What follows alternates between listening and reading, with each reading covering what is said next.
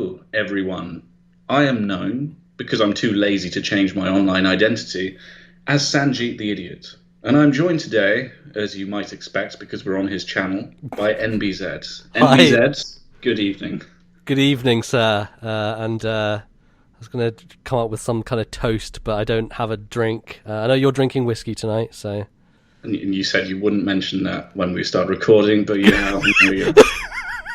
Straight away with the alcoholism. Anyway, well, what we're doing tonight is, in the theme of me having a whiskey and Nbz not, is we're entirely indulging me. You see, yes. every few years I like to have a chat with Nbz. So what I do, listener, is pretend that we should record a podcast and coax Nbz into doing it by promising him to talk about the glory days of competitive Pokemon. That's what everyone loves to do, right? It's like when you go down to the pub with your mates and all you talk about is the glory days, you know? That's how it goes. This is exactly how I get Nbz down the pub in my world, is to promise him to talk about 4th gen. So that's what we're doing today. We did this a few years ago. We're going to do it again, because we're unoriginal, but it will be slightly different. Mainly, I think last time it was around the 10-year anniversary of Diamond and Pearl, right? Something to that effect. That's a long time ago now. And it's now been, let's see, 13 years. Guys, it really scares me when you put that into context of, I think my first YouTube video was 2008, so that's like 12 years ago now. I might have it written in my notes when it was, but oh no. Instantly my notes have failed. So we'll gloss over that. What we're doing today is we're talking about Pokemon with a particular focus on competitive Pokemon around that time, around 4th gen. Pokemon Diamond, Nbz's infamous Pokemon Diamond copy that has goodness knows how many hours. I think it's 970 something, 980, somewhere around there. It's easily the most time I've put into a single game in my life. And I don't think it will be topped, because I don't play games like that anymore, in terms of I just play lots of different things, and so I'm moving all the time from thing to thing. So, and it is 2020. Who knows how much time we all have? Yep, very true. Very true. I'm going to start the questioning of you, the interrogation, with a quote. Okay. Which is from the film Moneyball. Have you seen it? I've not. I've heard the name of the film Moneyball. I don't know if you would like it, but you should watch it because it's a good film. Okay, sure. The quote in it is where a scout is recruiting a young baseball player. The film's all about baseball. Mm-hmm. And he says, "We're all told when we can no longer play the children's game. We just don't know when it's going to be. Is competitive Pokemon where Pokemon stops being the children's game?" 100%, yeah. It's such a weird thing, right? That you have this game that ostensibly is made so that if you're a 5-year-old, you can finish it. I feel like I was maybe 8 or 9, though, when I beat Pokemon Blue. I can't quite remember, because along the lines, right, there was the Missingno thing, and I cheated my way with all the rare candies, so who knows, did I actually defeat the Elite Four of my own volition, or was it just me being a cheeky little child and roller coastering my way through with level 100 Blastoise? I don't know. One of the funny things is you go back to my Pokemon Blue cartridge, and if you look on the PC to go through the Hall of Fame, it's just fucked. It's just like you keep going and it keeps corrupting itself as you go deeper and deeper into it, and it's just really weird. It's because I just did the cloning glitch so many times, and I think my game cartridge is just screwed as a result. I don't know if that ever happened to you on Blue or Gold and Silver. There was cloning glitches as well, but slightly different on Gold and Silver. Yeah, I wasn't aware of them when I first played Gold and Silver. When I played Red, I was fairly bad at the game, fairly ill-informed about the game, so I did this sort of stereotypical kid thing of just training Charizard. Okay, yes. And I also, because I was a genius, I bought all full heals before I went to face Elite Four. Somehow I'd played the whole game and not figured out what a full heal did. Oh, no! Other than thinking, full heal will sounds fully like heal a winner. you. Yeah. And then I kept trying to use it on my injured Charizard, going, why won't it work? And I couldn't beat... So literally, I beat Lance and thought I'd won the league, and then you face up against Blue, and I was like, this is a shock. I wasn't expecting this. This isn't in the rules, and I couldn't get past Blue because my Charizard was too dead because it knew all fire moves and possibly Slash. So So there you go. I never beat it. I restarted because my friend said you should use Bulbasaur. Okay. It's easier. And then I learned what the legendary birds were. And then, Venusaur, Articuno, and Zapdos, swept the league away. Unstoppable. Nice. But I did go back when I played Fire Red and deliberately just trained my Charizard to kind of like fulfill it just for kid me. Oh, yeah. No, you have to do that. You have to, go back to your roots. So... Anyway, what was the point there? The point was that... Was it the children's game, yeah? Yeah, the point was we were idiots and we still beat the game, so... We played a different game and we're still arguably idiots. But... Oh, yeah. No, that's true. Yes, absolutely. So yeah, it's a weird thing, right? Because I think still so many adults play Pokemon these days and have no idea about competitive stuff and still don't really care about it. Because I think the core loop of Pokemon is just very... satisfying and appealing to people, right? Like you're leveling things up. It's an RPG. You're collecting them. They're cute. You can have your own kind of identity or like your favorite Pokemon. There are so many of them to choose from that people like kind of gravitate toward different ones and that type of thing. So it totally makes sense why so many people love it, why it is a cultural phenomenon, etc., etc. And yet, underneath all that is secretly hidden one of the most complicated multiplayer things available on the market, which, sure, I think there's much more complicated games out there, right? You talk about things like StarCraft or Dota or all these type of things, and even, first-person shooters. When you get down to the brass tacks of competitive play, the meta, it's all very, very difficult and hard to understand. But I think the thing with Pokemon is just how goddamn obfuscated it is, because they literally have hidden numbers that you can't see, right? That are just no child would ever figure out on their own. And so it really is the type of game that needed the internet in order for people to understand what was going on with it, right? So is that how it happened for you, like in terms of yes. starting competitive? Well, so let me think. I think the first thing that we did, so this is my group of friends, it's me, Bally, and Ali T. When we're 14 or whatever, my dad went to America. He picked up Pokemon Diamond and Pearl, brought back 3 copies, one for each of us, and we were off to the races. And we'd always played Pokemon, right? Like, I think those two had always... They got more into it when I had fallen off of it. So, like, post 3rd gen, I kind of, like, fell off it a little bit and hadn't played Pokemon in a while, hadn't played video games that much, and then they completed the Pokedex, I think, in Ruby and Sapphire, going back and forth. And after that, I was like, all right, yeah, I'm back in, let's play 4th gen. And we beat it, we, like, got through everything, and then we started doing shiny hunting. I think that was the first thing that we tried to figure out, was like, oh, there's this stuff where you can do the counter on the bottom screen. Because remember on the DS, the what was it called? The gadget on... I never knew what to call it. It's the Poke-Etch. It's the Pokemon Watch, wasn't it? Or was it the Poke-Nav? I don't know. In Diamond, it was definitely the Poke-Etch. Okay. Well, it was, yeah, because you could sketch on it as well, right? Anyway, I thought it was like a truncation of Pokemon Watch, but I had no idea how to pronounce it. Probably, yes. I don't know. This is the thing, right? Is I can tell you like the base speed of a fucking Garchomp, but I can't tell you the name of an in-game thing because all that's gone from my brain. So it's weird when people are like, "Oh, you know loads about Pokemon." I'm like, "Yeah, but like a very specific subset of Pokemon. I can't tell you much about like the single-player experience of Pokemon Diamond because that is maybe 3 to 5% of my experience with the game, right? Because like as soon as that was done." I don't go back and replay stuff because Pokemon especially was annoying because you only had one save file. So if I ever wanted to replay a Pokemon game, I'd wipe everything, and that terrified me. The idea of losing a save file was the scariest thing in the world to me when I was younger. So I didn't want that to happen. I remember one of my friends overwriting his Pokemon Sapphire or Ruby save and being like, "Why would you do that? You're a lunatic," because you'd lose everything. You couldn't get it back. So anyway.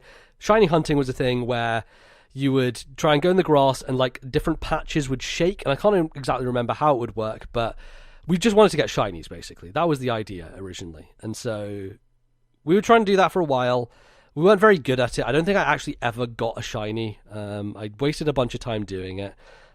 Ironically, the only shiny I ever got from 4th gen was a Bibarel while I was sitting on the toilet. I was just playing one day, EV training something, and a shiny Bibarel just pops up, and that's the only shiny I ever got in 4th gen. So, shout out to that thing.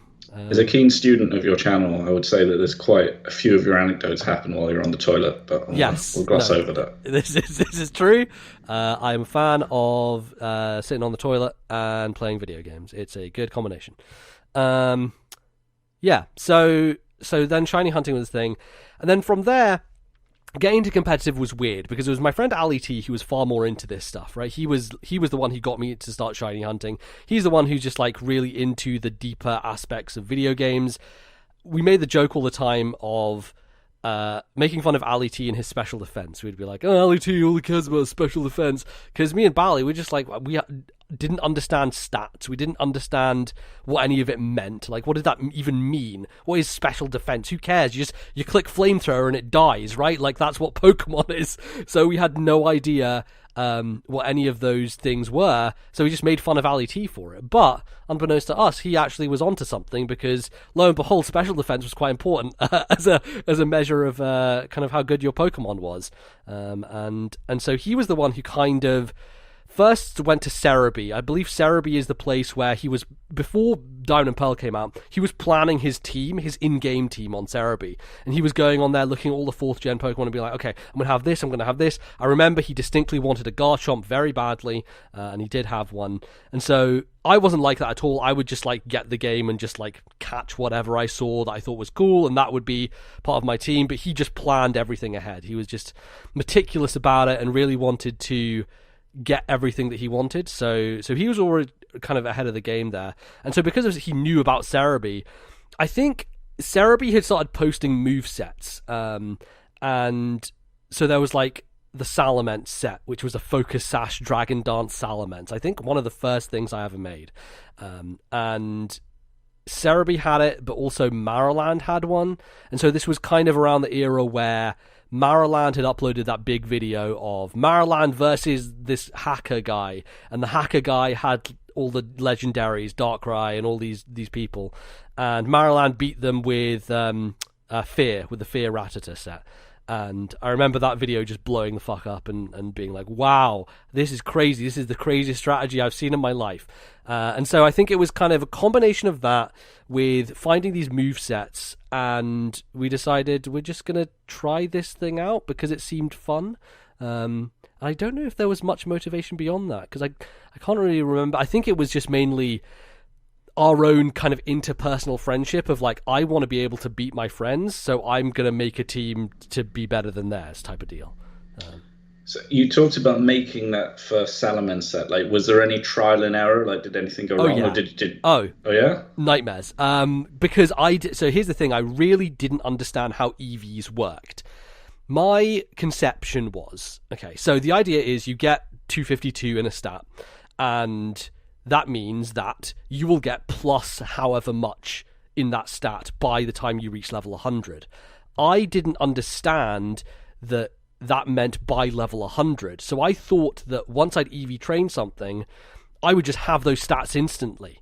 And that wasn't the case, right? Because when you're EV training and you level up maybe a few times, you're not going to get all those stats because every time you level up, it will increase the individual amount that you gain. So if you haven't EV trained in speed, for example, you'll get like +1 speed maybe when you level up. If you have, you might get +4, or you might get +6 when you level up.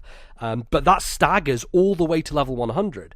But I think none of us really understood that was the case. So when I first EV trained stuff, I didn't know if it had worked or not because I was like, well, I should be... Because all the guides online weren't that clear, and this was an era before YouTube, YouTube was there, obviously, because I then quickly went and made videos on it, but there wasn't a community of people explaining any of this stuff online. So you had to look at text guides, you had to go to these websites, and the websites just weren't straight up very good at telling you exactly what everything meant. And so I just got really confused, and I think Gallade was one of the first Pokemon that I made.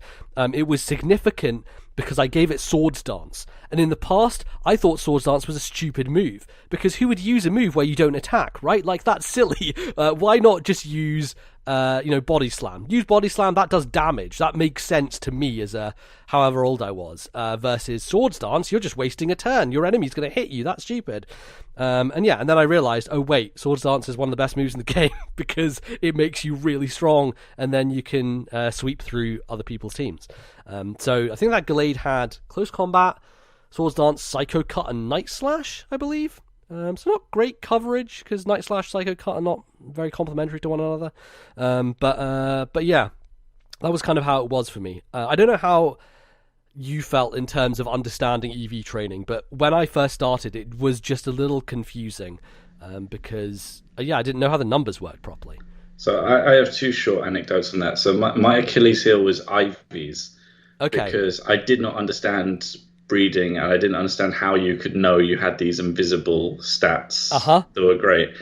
And I didn't know how to get like perfect IVs and breed them down. And if I recall, that's quite difficult in 4th gen. They made it much easier in 6th gen, which is it was really difficult. Like there's a whole string of stuff you can do in terms of if you had a Pokemon with, I can't remember what ability it is. It's an ability that Alakazam has.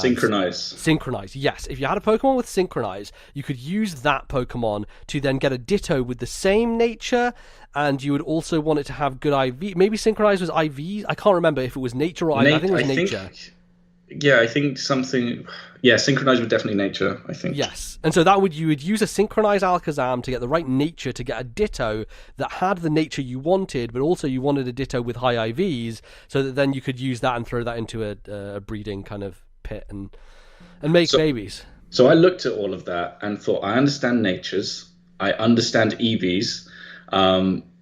IVs seem very no one does that. No one must do IVs. That's a lie. I'm just going to pretend it doesn't exist. So I trained a full team of 6 without caring about IVs, but I spent ages breeding for the nature and doing my version of EV training, which was very like struggling to count all the EVs and not really using the EV enhancing items because they were hard to get.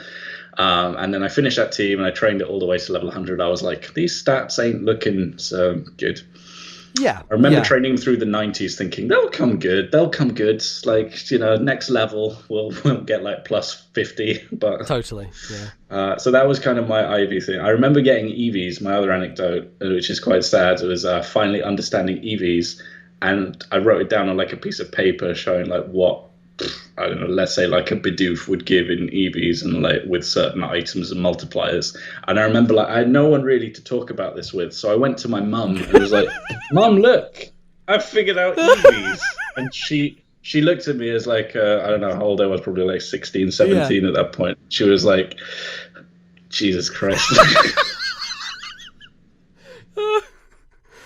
I can imagine. So that was kind of what happened. And I, like, on the idea of IVs, I was never really good at IVs either. And I kind of got lucky in a lot of ways. I think my Tyranoboa, Mrs. T, was just somehow had 31 in like 4 stats, and I never IV bred. But it just turned out that way. I guess I just got ridiculously lucky with the Larvitar. And yeah, I did try. And I had some resources, right? Because I was on forums and things like this, and I was kind of looking to try and trade with people to get stuff. I remember the first time I ever went on to the O&M forums, which is the place that I learned a lot of competitive stuff and played against a lot of people. I found the trading thread and I was like, hey, does someone want to trade for a Mew? I want a Mew. And some guy was like, yeah, I have one. I was like, oh shit, really? Like, it was this wild thing of you could just get anything essentially because the internet existed and people had stuff. And I think I got that shiny Mew for trading my Dialga maybe or something. I can't remember. Maybe it was a Rayquaza. Actually, no, I got a shiny black Rayquaza from trading something, and I can't remember what I traded. But that was very, very cool to me because it was like mythical. It's like I didn't even think about the idea that someone could have just used an ace card or a Game Shark or something to just make it because that was a foreign concept to me at the time, but that's probably what it was. Let's be honest, it was someone just hacked a shiny Rayquaza into the game and I thought it was legit, but that's how it goes. And where was I don't know. So well, we talked about you've got like a few Pokemon coming together. Yes. There, some you've bred, some you kind of traded for. Was there a moment? Yeah, we could talk about IVs. Yeah. So yes, basically the idea was IVs I was not very good at all, and I just kind of got lucky. And to be honest with you, most of my original kind of team didn't really have good IVs, and some of them had the ones where they mattered, some of them just didn't have ones that were particularly great. And yeah, and there's an infamous Mr. Mime that I have that's called I Suck, and I remember, and that's one of 252H. Yeah, 252 speed, which is just terrible, which was your worst. Just garbage. It definitely that is verbatim your description of it. I think. Probably true. But that thing was an early just experiment. Like there are a few experiments of like I don't know how to do EV training. Let me just try making a Mr. Mime, and it was bad.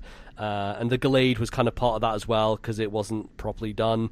It was really when I remember this one weekend where me and Ali T were up at his, like, he had a house up north in Scotland, and we were there for the weekend, and literally all we did all weekend was just EV train stuff. And so I got my first Blissey that weekend, and I made my Fortress that weekend as well. So it was me just getting that first team together, and it was very, very cool because we were both building ourselves up to the point where eventually we'd have a full team that we could go online with and fight people.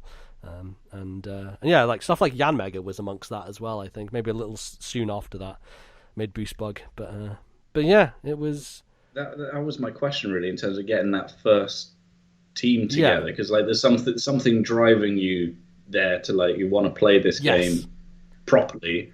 I need a team together. Mm-hmm. Like, how much went into sort of team building thought, or did you just choose what you liked? Like... None whatsoever. Well, not none whatsoever. I think it was a very basic understanding of team composition, in the sense that, and I think nowadays this is less the case, but back then the knowledge was you want a team that has physical and special kind of balance, right? So you wanted a physical wall, you wanted a special wall.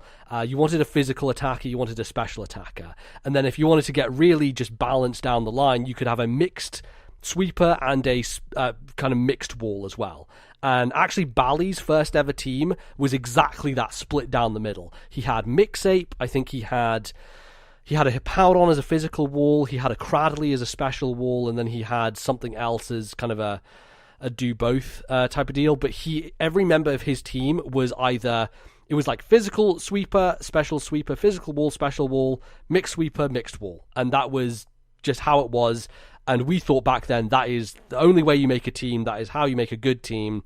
And obviously, like, there are different styles of play that evolved since then. People play stall, people play like hyper offensive, stuff like that. And so certain Pokemon fulfill multiple roles. You have Titar, who's really good at being offensive and defensive, and so like the tank role kind of exists. You had the suicide lead idea. Like there were so many different subcategories, but back then we were very pigeonholed of like, I must have a special attacker, I must have a physical attacker, they must complement each other kind of type-wise, even though back then I didn't even think that too much, mainly because with Blissey, your special side is just covered. Like, you don't need to worry about the special side at all, and so you can kind of have whatever physical thing to complement it. And I wanted Fortress because I wanted a rapid spinner, I wanted to lay down spikes and stealth rock and things like that. So yeah, it was kind of finding that balance of what would work, and yeah, I guess that's kind of how the team came together. I can't remember the exact team because it did shift like early on, but it was comprised of a Salamence, a Blissey, a Fortress, Yanmega was in there, and then I think Arcanine was in there as well. Feed Me Fire, my early Arcanine, who is... Yeah, it was physical as well. Yeah, I can't quite remember everybody, but so a question on that first team, like that's quite an investment of time already. Yes, just doing one team. When you were training it, were you thinking like, you know, I'm doing all the breeding, the IVs, the EVs, the moves, the tutors? Like at the end of it, you're thinking like, I'm done. I'm going to enjoy this team, and that's it. Or is there always going to be the next Pokemon, the next Pokemon, the next Pokemon? It's an interesting question because I think that I kind of got the bug before I had finished my team. And that was because I had 3 members done, right? So I had 3 Pokemon finished. And I was like, okay, I can ask someone to do a 3 versus 3 now. And that would mean I get some experience in playing somebody on the internet. and I get a taste for whether this team is going to work or not to some degree, because do the members work together. And so that was my first ever online battle against a guy called Diddy on the O&M forums.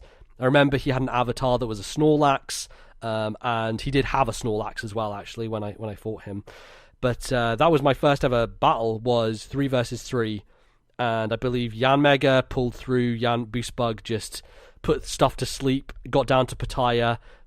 It was like, I loved this set because it was a set that I kind of came up with. I don't think it was listed on Smogon at the time, but it was a substitute a Pattaya Berry set where you would gain speed every turn because of speed boost, and you would keep subbing down until you got your +1 from Pattaya, which is kind of silly, right? Because unless you have a sub with your Pattaya boost, you're very, very fragile. And I think back then, like, priority moves weren't really used as commonly as they are. I don't know today because I don't play the meta today, but I imagine Ice Shard still pretty important, Mach Punch still pretty important, right? So that wasn't really a factor, and so that's why I was able to do a bunch of sweeping with Yanmega, because people weren't using priority back in the day. But yeah, that thing swept through that team, and I won my first ever online fight, and I was jazzed. I was stoked about it, and I was like, all right, I'm finishing this team, and then I'm doing a full proper fight.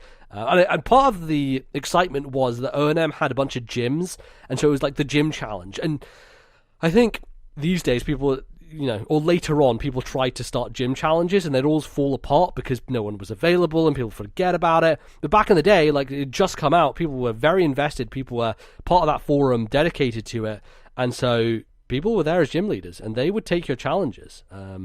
And that was kind of my first aim, I think, as a competitive player, was I'm going to beat the O&M gym challenge. I'm going to take on every single person in this gym, on this forum, and take their gyms down. So I think that was kind of my motivation, alongside the motivation of beating my friends, of course. Had to do that. So we got the gym challenge emerging, and then, I mean, I have to ask you if you managed to succeed in that, but also alongside that, like, when did YouTube grow into it? So the gym challenge, I don't think I ever finished. I don't think anyone ever finished it, to be honest, because it's a bit ridiculous. There was like 12 or 13, however many types there were back then. And so everyone had that. And I think it was set up where you would have 5 Pokemon of the type, and then you'd have a wild card. And I remember facing off against a guy called Nachos. Nachos turned out to be like a 12-year-old, but he was quite good for a 12-year-old. And he had the ground gym, but he had a wild card that I think was like a Gengar with counter or something like that really threw me off, and I remember finding that really, really tricky. But it was also, I think it was the first match where I used Shuckle as well. So I used Shuckle in that match, and he had a Hippowdon, and the Hippowdon obviously started Sandstream. And so his special attack, I think it was the Gengar at that point, came in and it tried to Shadow Ball me, and it did like 30 damage. And I was like, gee, what? Why is Shuckle taking this? Because I knew Shuckle had high defenses, but I didn't realize like how it would take that hit. And he was kind of shocked by it as well. And then afterwards he realizes that because of Shuckle's ability, it gets the boost in the Sandstorm, right? So, or not its ability, it's the idea that rock types in a Sandstorm have a 1.5 times boost to their special defense. And that was like a light bulb moment for me, where I was like, oh shit. So that's when I decided to start building a team around Tyranitar and Shuckle and doing that nonsense, because it felt really overpowered and I didn't understand why no one had been doing it up to this point. But that's kind of the genesis of Nbz the Shuckle, who it's really weird, right? Because similar name to mine, like it was kind of a joke because someone on the forum called me Nbz as like a joke, like denigrating me almost. But then I took it, I wore it as a badge. When bullies like say something to you, you're like, no, I'm just gonna call myself that so you can't use it against me, type of deal. So I named my Shuckle that, and then it just so happened that this Shuckle became a monster, and then was the Pokemon that I was most identified by, which is really weird, kind of fate almost. But yeah, so I think YouTube came into it when I had been watching YouTube stuff, right? Because Xerxes was the biggest thing on YouTube with Pokemon. He had his narrated battles, and I learned so much from that guy. Like, most of what I knew about how to play was from him. And a lot of the nomenclature that then got kind of perpetrated throughout the community was, I think, in large part attributed to him. He had a very casual narration style, and so the way he would like talk about things and kind of bring different names into and stuff like that was kind of the thing that I then did with mine, and so everyone else did. Like it just grew from there. So I'd always been interested in putting my own videos up, but I think it was more just to show people from the forum and stuff like that, to be like, oh, I had this match against this guy, post it on the forum so that people can watch it after it's happened. Because obviously what would happen back then is you would fight somebody in a tournament or whatever, and you'd go onto the forum and you'd be like, I beat this guy 6-0. And that would be it. Like, you wouldn't have any sense of what happened in that match.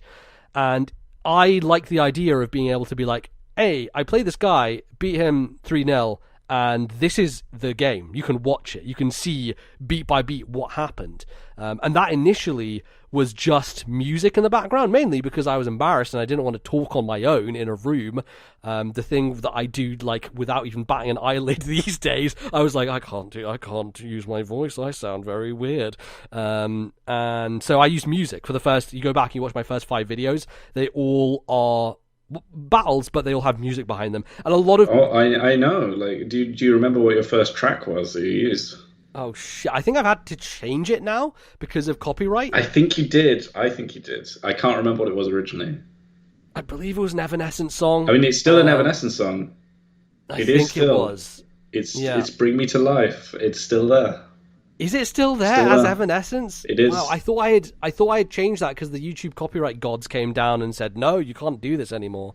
I guess not. I mean, so you didn't embarrass yourself with your voice, but no, I did. I did it with Amy Lee's voice instead.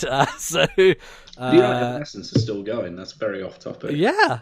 Shout out to Evanescence, man. Fell into them, and I was like, Jesus, they're still going. Yeah, I mean, there was one of the first albums I ever bought was that first Evanescence album. Cracker of an album, still to this day. I was playing on Spotify the other day, still a banger.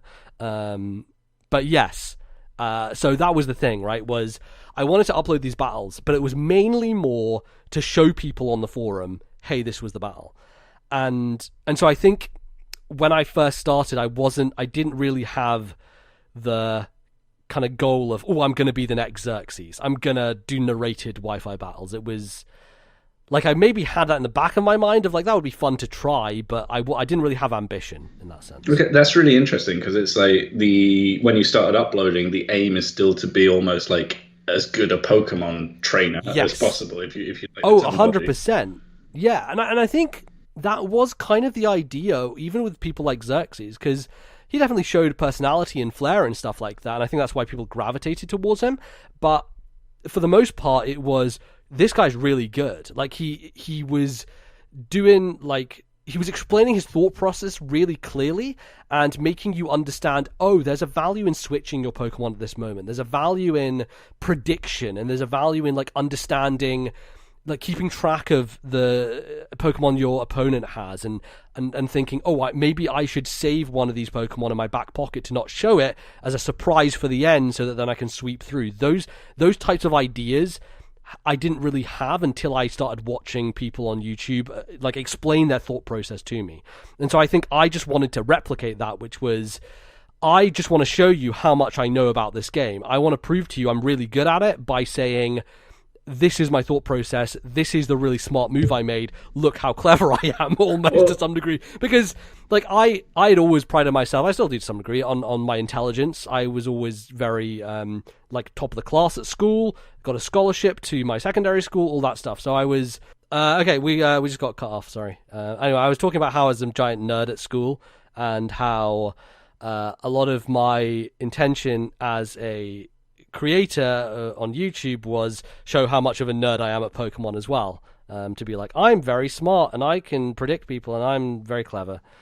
So yes. Well, that is. I think that is why I will always say this was like the golden age of YouTube, just because people were just doing it because they wanted to and weren't doing it for money. Yes. Like, no, absolutely. That would always be my contention. But it's true, and I think it's weird because some people still these days do YouTube with the idea of, I just want to do a YouTube channel, but like there's always that thing in the background of, hey, but what if I make it big? What if I can make a living off this? This could be the best job ever, right? And yeah, it wasn't that. It was a hobby platform, 100%. It was just a thing I enjoyed doing and was fun, and that's why I did it. So yeah, it's weird now. Okay, so we've kind of established some stuff. So you got your YouTube channel going, and you're using that to prove how good you are at Pokemon. You've been presumably playing dozens of battles by this point. Yeah, I think a lot of my experience was obviously with that gym challenge to begin with, just randomly playing people on the forum. What you would do is you would PM somebody and be like, I think there was a thread which was like battle thread, yeah, and you'd be like, hey, looking for a match, and then you just PM them, be like, hey, I want to play as well, and then you would just get online, exchange friend codes, etc., etc. It was a really antiquated like DM PM system. Yeah, those threads did not auto refresh either, if I recall correctly. You had to keep refreshing them to find the person you were going to battle. Yeah, to keep refreshing and then wait to see if your message inbox refreshed as well. Yeah, good times on the old internet, but yeah, that was kind of where I was cutting my teeth. And then I entered one of the tournaments, O&M 4 it was, and my first ever tournament, I made it to the semi-finals. And that was pretty cool. But then I got destroyed by Havoc, who was like one of the big boys. He had won a couple of the last tournaments and was just very good at the game. Understood it far better than I did. Like, I was rolling in there with my Focus Sash Salamence from Marrowland, thinking I was hot shit. And he rocked up with a Spec Salamence and Draco Meteored me, and I died, and it was bad. So, yeah. Rough times. The wound is still fresh. I believe the first move I think I still remember this match pretty clearly, but which is wild for like a random Pokemon match from years ago. But I remember the first turn I Dragon Danced. I was like, hey, motherfucker, I got a Focus Sash. You can't kill me in one hit. I'm going to Dragon Dance to be faster. I Dragon Danced. He Draco Meteors me, takes me down to my Sash. I'm then faster, but I have Dragon Claw. And Dragon Claw, good move, but like +1 Dragon Claw on a Salamence that has pretty decent defenses is not going to one-shot it. So I did it like 75%, and then he just Draco'd me and I died again. I was like, oh no, what did I do? That was rough. And then he kept that Salamence around because guess what? It was able to take out my fortress with some fire. So that was rough.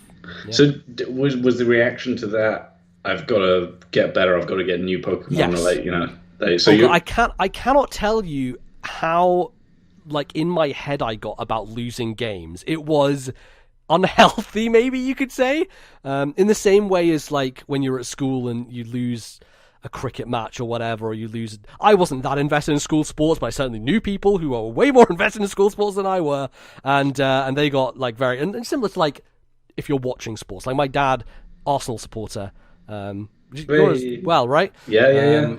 Yeah, and whenever Arsenal lose, he just goes into a bad. He just goes into a bad mood, right? And just like really annoyed, which is I find weird for sports fans because like you didn't do anything, like you had no ability to change the course of history here. But sure, you can be annoyed by it. I get it. But it was on me, right? It was on me, and I replayed moves in my head again and again of like, if I only just made that move, then I could have being him. Oh, it would have been good, because I think there was a pride on the O&M forums of like who was the best and could you beat the people who are really good. And I really took pride in being able to beat some of those top players. And one of those guys, Twashman, there's a battle that is on YouTube still. I think that it's in 2 parts. It was my first 2-parter. It's your first 2-parter. Because YouTube back in the day only allowed 10-minute uploads, and it was a long fucking game. It was an hour long, and so cut down at like 4 times speed or whatever, it was still like 20 minutes in length, so I really had to cut it down. But that match I remember replaying in my head over and over again as I was lying in bed that night of like, man, if I just made this one move. Yeah, you lost that one, didn't you? I did. It was so close, and there was one fatal error I made at the end, and I would have had it. I had it in the bag, but I didn't, and I was so gutted, I cannot tell you. But I mean, it's such an investment of time just to play the game. Like, never mind all the EV training. Like, I remember those games. Like, you would start them like maybe with half an hour of your time, thinking I've got enough time before, you know, whatever it is I'm doing, dinner or something. Yeah. Well, I mean, as Ali T found out, he did brutally awaken. Was it? I don't know. Someone with lasagna. It was Ali T. He was recording because he wanted to do YouTube as well, and so I was like, "Hey, let's just record this battle you're doing at my house." And then his mum calls him, and I uploaded it because I'm a dick of a friend, apparently. I listened to that recently because it was a different time. We were allowed to be dicks then.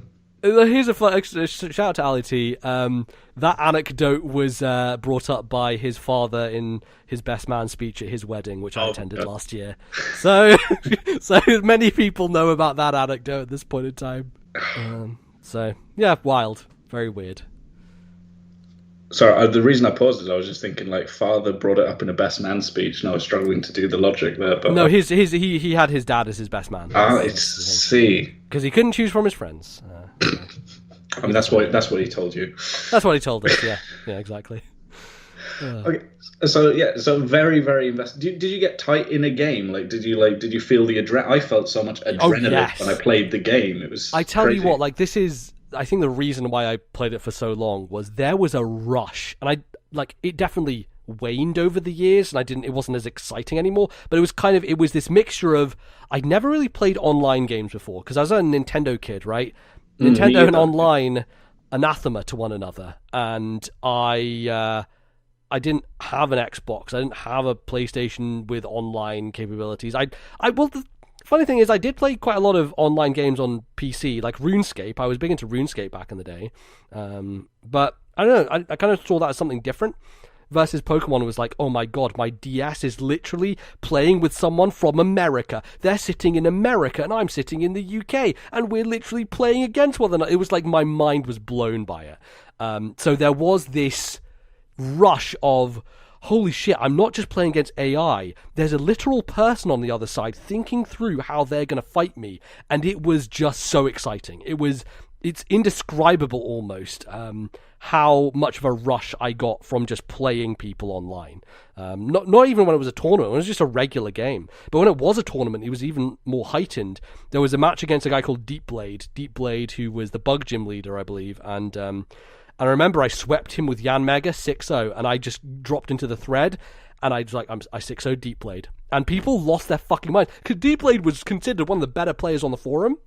And it was me who had just joined my first tournament, and I beat this guy in the second round 6-0. And people were like, oh, shit, we should pay attention to this guy. So I was like, all right, yeah, I puff up my feathers. Like, look at me, I'm really good at this game. A lot of pressure on the next match, I guess. Exactly, yeah. So that was like, I felt like I'd leveled up in that moment, because here was this veteran of the forum. By veteran, I mean probably had been there for about 6 months versus my 2 weeks or whatever. But back then, it felt like time felt different when you're younger. And desperately it felt like trying to increase your post count. Yeah, exactly. Yeah, get it higher, just to make sure you can look like a dedicated member of the community. And so when I beat D-Blade, that was great. I loved it. And my friends were round at my house when that happened, and so like. It was just an very exciting thing. We just blew up when I'll indulge myself a second, just say I felt the exact same thing. I think the difference between our experiences was that you were doing this kind of at the start of Pokemon Diamond when there was lots of people around. I kind of got into competitive right at the tail end of 4th Gen. Interesting. Okay. Because I think I played the children's game for longer, didn't really realize it was out there. I also didn't have that network of friends around me to introduce me to it, so I was like very much isolated. So eventually I found my way to Pojo forums, which I believe is where Nick frequented. Yeah, I think so. I think Fizz and Nick both in Pojo. And it was a very inactive forum, and the theme of the forum was how inactive it was in comparison to Glory Days. But I entered into a war, which ultimately didn't end. A forum war. I'll come on to those in a bit later. Forum wars. I love those. I mean, they started, and like you could tell at that point, like reading the thread, you're like, come on, guys, this isn't gonna finish, is it? No. But we went along with it, and I beat one of the best players on the forum, a guy called Overgrown. Yeah. But it was a war of multiple rounds, so I managed to win one round, and everyone was like, "Oh my god, I can't believe you lost." I got like 5-0'd in the next round by the same opponent, but still, naturally, we'll take that victory. I guess that's kind of a good thematic thing, because we're still very much in this rush of the game. We're competing, we're trying to be better. I guess when did that change is the only question I can ask next. It's an interesting question. I think the rush I can facilitate a prompt if you are struggling to know when it changed, but I can let you answer. Okay, but I think like the absolute adrenaline rush didn't last that long, right? Because you can only have that for a certain period of time before it wears off and you're like, okay, I'm just doing another match. Like everything, once you do it enough times, gets routine. And that certainly happened probably, I would say, middle to late 4th gen, if not before that. Probably around like the time when I had been on YouTube for maybe a year or so. I'm not sure. Okay, I'll introduce a prompt there because I think you started your channel in sort of 2008 early doors, I think. Oh, April 3rd, 2008 was your first video, all right? I have that here. Yeah, it was my first upload. I made my account in 2007 to subscribe to Xerxes and TSP and Zelda Master Timmy. The 3 people I subscribed to, and then found some other people, but that was the main goal, was to subscribe to people, Pokemon people, and I'd watch their videos. But I didn't like pluck up the courage to make my own videos until, around that time in 2008. So 2007, watching videos, April 3rd, 2008, first video of your own. Mm-hmm. In April 2009, you uploaded a video saying that you thought you were done with Pokemon, that you were done with the game, you put too much time into it. I don't know what your thought process was making that video. Obviously, it didn't turn out to be the case. No, was that a point where you thought maybe the gloss is gone from this? I think it was a combination of my friends had kind of stopped playing it, right? So they did it for a long time along with me. But there was a very specific moment I can recall of my friend Ali T was trying to breed a quad flawless Swampert. And it was driving him insane. He was like, this is so ridiculous. And he wanted it really badly because Swampert was really good, wanted to make one. And then he went away for a school trip to India. And he came back after that summer. And he was like, I can't be bothered anymore. And so he just stopped. So that was like the moment where he just kind of cold turkey quit Pokemon. And it was also because he was going into his like final year of exams and stuff like that. So he had to focus on his studies more so than fucking around with the Pokemon game. And yeah, I was feeling, I wouldn't say similar, but by that point, I had also been like, okay, I am also getting to do exams now, and I should probably think about paring this back because I spent a lot of time on this and I probably shouldn't spend as much time doing it.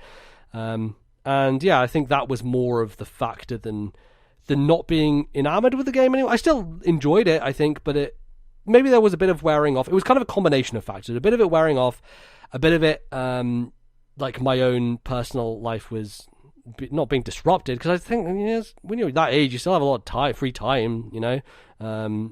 But maybe it was like the focus thing of like I should be focusing more, even though like I was a fucking nerd, man. Like I did really well in my exams, even playing all that Pokemon. So yeah, it was a weird time. Did you ever? This is just a question that because I definitely should have done more exam work at some point. I remember trying to. I was playing Pokemon Crystal. I was just trying to train a swine up to be a pilot swine, and I was like, I really should be doing like my A-level revision. Like it was days before the exam. I remember writing my entry for the Pokedome. So Pokedome was a thing on O&M where you would choose a Pokemon and then you would write like an essay about it, basically, which I didn't really think about it at the time, but it was basically just writing an essay about a Pokemon, and you would come up with like multiple different sets for it. You'd come up with like 4 or 5 different move sets, and each move set you would explain your EV spread, you would explain your move set, you explain your item, nature, and all that stuff, and say, oh, this could theoretically work in this situation. Maybe try it out, and then you would like do some damage calcs maybe. And I was writing this entry for a Pokedome for Alligator. And I loved Feraligatr. It was my favorite Pokemon in Gen 2. And I was like, Feraligatr doesn't get enough love. Let's write a bunch of movesets for it. And that was in the lead up to my GCSEs, I believe. And so it was 2 months or like maybe 1 month of Easter holiday where like the first couple of weeks I was just like writing this Feraligatr entry and kind of ignoring my revision, which... Yeah, I mean... But you nailed the English Lit exam, right? Like, off the back of that? No, No, ironically, no. My I is the only my lowest grade. My lowest grade was an A in English Oh, literature, fuck off. and yeah, I got I think 7 A stars, 3 A's. Yeah. Yeah, all right. As I said, I was a right. fucking nerd, basically. 3A stars over here. Go on. Nice. Well, that's good. I was a nerd. I'm sorry. I don't know what to tell you. But yeah, that was kind of the deal there. It was weird. All right. In April 2009, you decided that you were done with Pokemon. You did come back to it, but was it the same then? Like, when was the peak, do you think, of your competitive interest? I think the peak of my competitive interest was that first kind of year on YouTube or so. Like it was the kind of between O&M and YouTube. I think that was the kind of peak of it. There was one match in particular that I can point to. This monotype poison match against this guy called Datai, and I remember a lot of that game because it was a lot of strategy of, okay, I'm on my ropes here. I need to deal with this threat and keep and so it's me switching back and forth on this Rose Raid, I believe, and just trying to make it so that I'm in a position where I can take it down. And it's one of my favorite end games of a game I've ever had. I think my narration was pretty good in terms of explaining my thought process, although I haven't gone back to it and watched it in a while, so maybe it's trash now. But I think that is probably the peak of my competitiveness as a player, generally. I think I got better as a player after that. I definitely think I was a better player in 5th gen versus 4th gen, but I think in terms of my spirit at being a competitive player, it was at its highest at that moment in time, probably. All right, that's really interesting. I'm just thinking, like, did YouTube become the slowly perhaps transition to being the focus after that? Basically. So I would say that point where I was quitting, in some senses, that's when I was kind of done with just the game as a game. And I think, so the thing that brought me back, the reason why I didn't just become a footnote on history of YouTube and no one remembered me, which you could argue still is the case. I remember you. You remember me, which embedded in my consciousness. Yeah, exactly. Was other people. Once again, other people. But this time it was Magnitude, Steve, and his group of friends. So Ryan and Ferris and JC, these people, they all talked to each other. They were on, I think Steve had his website, and he had a Zats chat box there, and so I would go there and chat with people. The Age of the Zats. The Age of the Zats, and I chat with people there. And then I think he invited me to talk to him and some of his people on Ventrilo.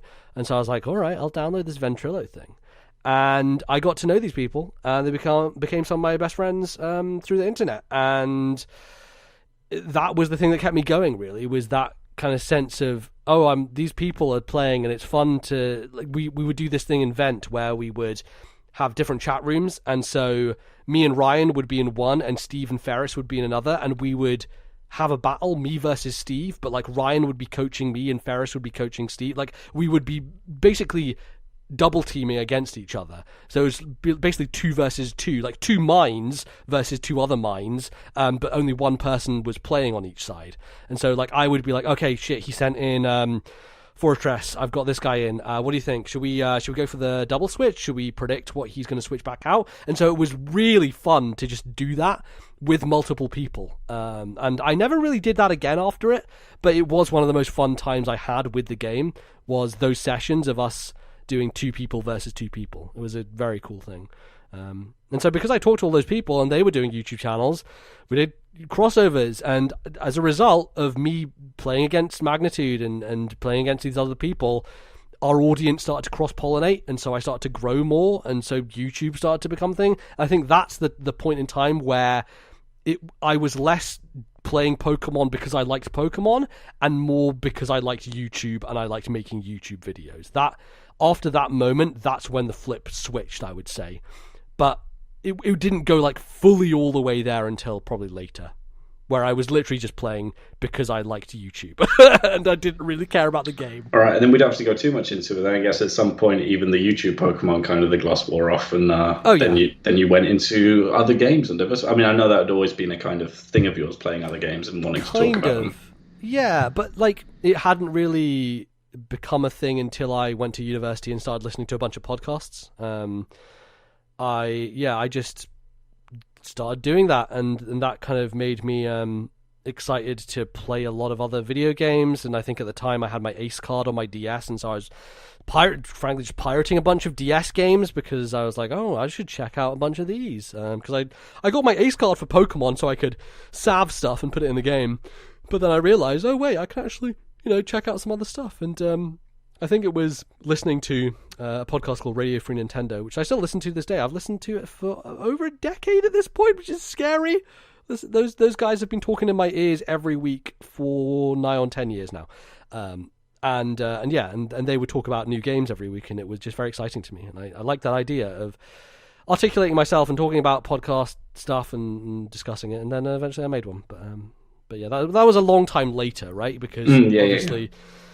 I still played Pokemon for 7 years on YouTube, so, But the focus of this chat was purely on the competitive nature of it. And it sounds like we peaked with that match against Datai. Yes. That would be one that I point to. I would say there's definitely some games in 5th gen where I felt like, oh shit, I'm a genius. Look at me, I'm making great moves. Not too. I mean, that seems to be a theme of this podcast. But... Yes. Not to toot my own horn any more than I already have. But yeah, it wasn't.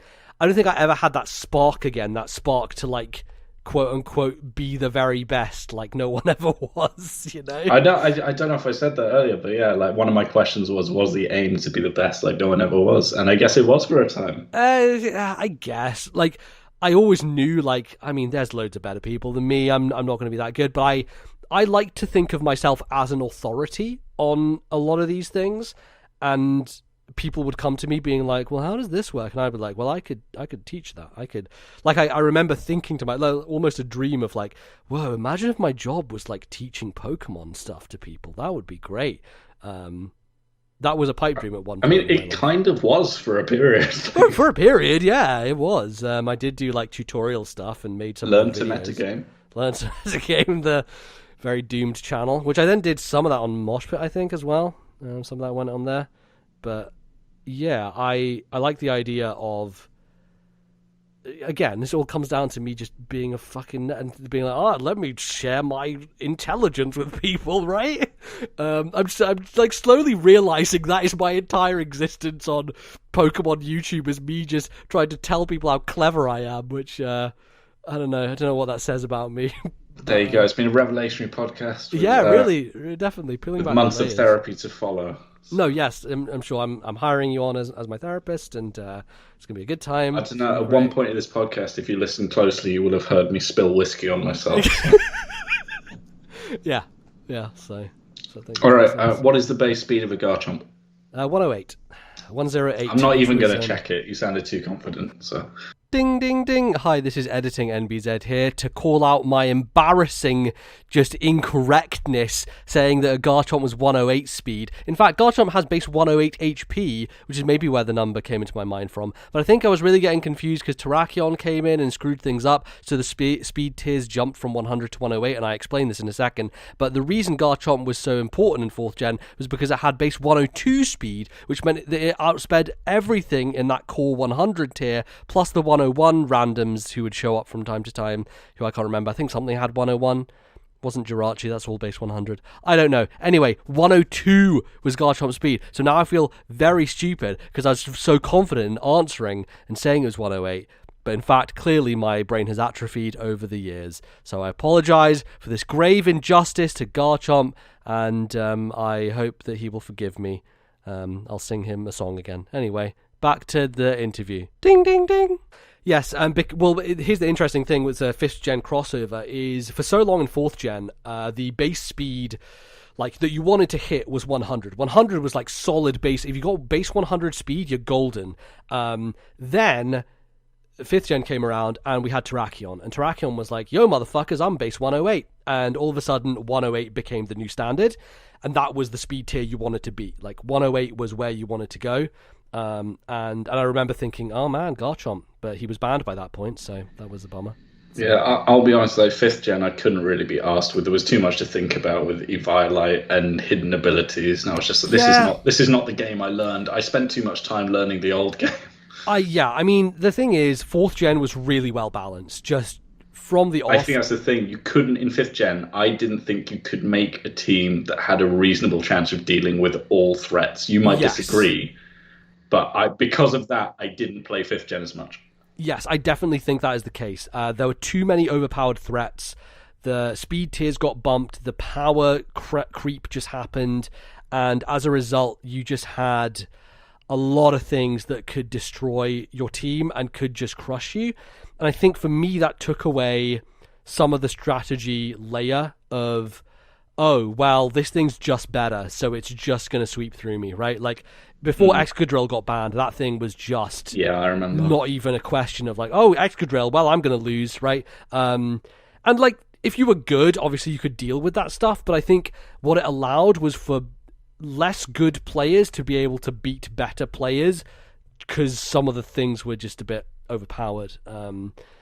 Whereas 4th gen would, for me, felt far more of an even keel in a lot of those aspects, and it meant that I could have one team and I could bring it to any situation, and there would be situations where I would lose because I was just outmatched in terms of what I had, but it was rarer, far rarer, and it felt like I could almost get out of any situation if I thought my way through it, you know? No, I felt that. I felt like trying to stay in a game in 4th gen if you were losing, like, often paid dividends, whereas in 5th gen I just thought, I'm screwed here. It's over. Yeah. And I still really enjoyed the game in 5th gen, and I think part of it was just all the different types of things you could do. Sun became viable, Hail became viable, and because with these abilities, with Ninetales and Drought and those types of things, the hidden abilities was a really fun thing, and it did allow for, I think that was the point in time where I played the most cross tiers, right? Like I was playing Ubers and OU and UU and NU and RU and all these in between different tiers, versus 4th gen I mainly just played OU, kind of stuck to that and didn't really deviate that much. I didn't find UU in 4th gen particularly fun versus OU. OU was definitely the sweet spot for me. But then when it got to 5th gen, it's like, well, there's so many fun things to use in all the tiers that it kind of became a lot easier for me to engage with them. And then do silly stuff like Little Cup, you know? Yeah, so what I did in 5th gen was I started playing a lot of Gen 4 NU on because hardly anyone else was playing it, but I had a lot of fun there. And then I came across a guy who I challenge anyone to come up with this. For some reason, Smogan had let Snover and Walrein be in the NU tier together. Oh yeah, God. And I honestly think there was no, like, I came across him a lot because there was very few people playing NU on whatever it was, it was whatever was before Showdown. PO, probably. Yes, that was it. So I came across him a lot, and I learned his team, and I tried my best to counter team his team with what was in NU, like, to the Pokemon. And, like, you know, I might only have 3 A stars, Nbz, but I'm reasonably bright. And honestly, the best I could do was, like, drag him into this interminable draw, and I think his team was invincible. That's, yeah. Because I looked on Smogon, and they just said, like, just hit it with a powerful close combat. And I'm like, you do realize there's, like, only one powerful close combat in this division, and it's not powerful enough. Yeah, that's a bummer. All right, I was going to say, I think unless there's anything else you want to highlight, I was going to talk about tournaments, actually, but you did talk about them throughout. I know you had some practice running tournaments, which I imagine was a horrible experience. Yeah, terrible in the fact that I don't think I finished any of the ones that I ostensibly ran. I don't think I actually successfully ran a full tournament. No items got to the semi-final stage, I think. Did it, though? Did it even get past, like, round 2? I don't think so. One of them did. One of them, because I did some research for this video, believe it or not. Wow. And I'm pretty sure it got to I'm pretty sure you listed a semi-final brackets for that. The one I was most disappointed about, and I wonder if you were too, was when you did the World Cup in 2010. Yeah. I thought it was a really fun format. It was a fun format. I enjoyed that because I did a bit of graphics work to make like, here's a football pitch and here's some characters on it. I appreciated that, and I remember then someone in the comments that asked you like, "What happened to the World Cup?" And I like in my head, you were quite short with them, kind of like, "It didn't work. Everyone screwed it up." Yeah, or just like I think that was the point where I was like, I'm kind of done with this game. It was like the end of my YouTube tenure where I was just like throwing ideas at the wall of like that blind battle was great. I enjoyed that, but I think you can only have that magic once, you know. That was that one match where I beat that guy blind, and it was insane. And I still don't understand how I did that. But then I was like, oh, let's do go through the letters of the alphabet type thing, and then I tried to make a graphic for that, which was bad. And yeah, it ends with you eating cereal. It ends with me eating cereal. Well, the thing is, I just wanted. All these new fucking 6th gen people came in, and they were getting all the subscribers, and no one was watching me anymore, and it was just like. I think 2014 I had negative sub growth, or like I barely grew at all my channel, and like when you think about it, like at that point I was mainly there for YouTube and not Pokemon, and so once the YouTube stuff started not becoming successful anymore, I was like, well, what am I doing this for anymore, you know? Why don't I just do something I actually want to do instead, which turned up being a podcast, but you know. All right, well, we don't want to end on the downer of you getting frustrated with YouTube. So, in my research for this, I found some quotes, random quotes from your videos. I have 6. Great. And I've been a little bit selective. You know, I've not picked the worst ones. Okay, good. From that time period. So look, we've all changed and grown as people. We have all changed and grown as people, but don't worry, you don't need to explain any of these. Nope. I want to see if you can remember what they're in relation to, if they just are, or if they are just a series of words. We'll start with an easy one, which I just feel is very indicative of you. Uh-huh. I need to wipe my nose right now. I must have said that multiple times throughout multiple videos, honestly. I mean, probably, if only to reassure us what the toilet roll on your desk was for. That is always what it was for. It's really funny, because like, when I was innocent, like, 14-year-old, that didn't occur to me at all, you know, like it just didn't occur to me. It was mainly because I always had a cold, right? When I was younger. You always sounded a little bit bunged up, especially on earlier videos. Yeah, it was mainly the microphone, to be honest with that, but I suffered badly from hay fever, although this summer's not been too bad to me. I've been alright this summer, thankfully. I haven't suffered too badly, but yeah, that's why I always have a roll of tissue paper next to me, because I run out. When I have hay fever, my nose is just a non-stop, just rain train. And so if I have a box of tissues, that's just going to be gone in like 5 seconds. So that's why I have a toilet roll next to my desk. I know, I feel I've asked you that before, but I feel I have to ask you it every time as well. Yes, no, of course. All right, another quote. And look at that, mofos, a double bed. I think that's when I went to uni, right? It is. It's really uni. Yeah, that's funny. It was okay that day. I don't think it was that good of a bed, but I had at home always had a single bed, so it was a new experience to have a double bed. It was exciting. I have another one from that same video. The reason I have a pink iPod is that my grandma found it on a plane. That's very true. That is 100% true. She was on the plane and it was in the back pocket. Someone had just left it there, and she just took it, and then we used it, and I put all my. That was funnily, that's how I listened to podcasts a lot when I first started listening to them, was that pink iPod, because I could get stuff synced from my phone onto it, and then I'd plug it into my speaker, which had a slot for like old iPods in the top, which is defunct now because no one has that anymore. But and then you could play from that iPod. Podcast, but I also played some of my music from it, so I would have my alarm and stuff when I was at uni playing out that. So very, very trustworthy, that pink iPod that was somebody's who forgot on a plane, and I'm sorry that we stole that from you, but that was not my fault. That was my grandmother who took it. So klepto grandma had quite a big influence on you in that way. Yeah, apparently, yeah. All right, I'm making a statue of myself, Nick. You have no idea how incredible this is going to be. Is that Minecraft? That is Minecraft. That's got to be Minecraft, right? Oh, jeez. That was a good time. I love that series. That was very fun. It was a time when like Minecraft wasn't literally everything on YouTube like it is now. So it was kind of unique in a way. Although loads of people, I was influenced by the Yogscast to make that series, to be honest with you. So it had already kind of blown up by that point. But yeah, it's not like 2020 YouTube when Minecraft is just like most people's careers on the platform, you know? I think anyone who's played Minecraft remembers the first time. I think it's that kind of game where, Oh, totally. Yeah. and I think that series captures that, especially in the first season. So I think that's really good. Great. All right, I have two more to go, and I'm deciding which is the better one to go with now. All right, well, we'll go with this one. We're trying to find some sassy lumps, but we haven't found any so far. Is that my vlog with Steve-O? Oh my god, I can't believe you got that. Yeah, I think so. I mean, that was an unexplained comment. I don't know what sassy that was clearly edited out, whatever the sassy lumps may be. Yeah, it was.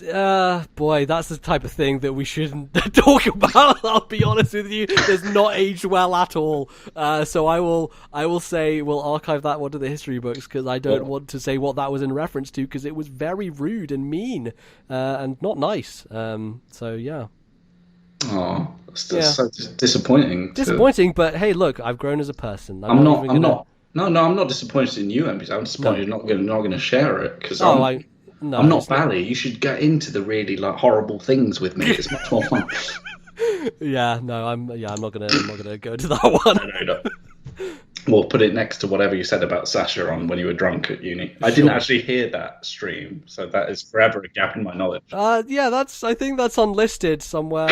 I can give you if you really want. I can give you a link. I don't know if that's a good idea, but well, I won't share it on. But you know what happened? I remember there was like some drama, like, oh my god, you won't believe what Nbz said. I was like, whoa, and it's like it had already gone, been taken away. Yeah, that was.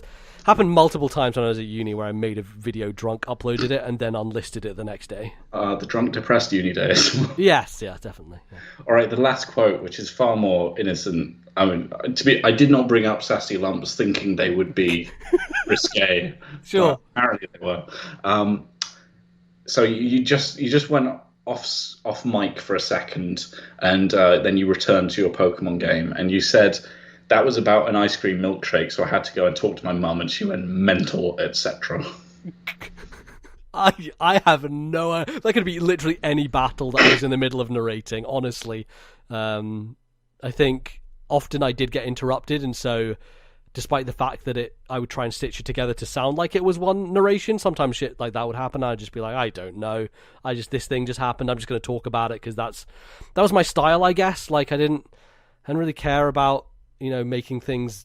I think at the start, when I first started, I did care about being formal, but then I just kind of fell into this kind of, I don't know, pigeonhole of the guy who just says anything, whatever. It's, I don't know, it's weird.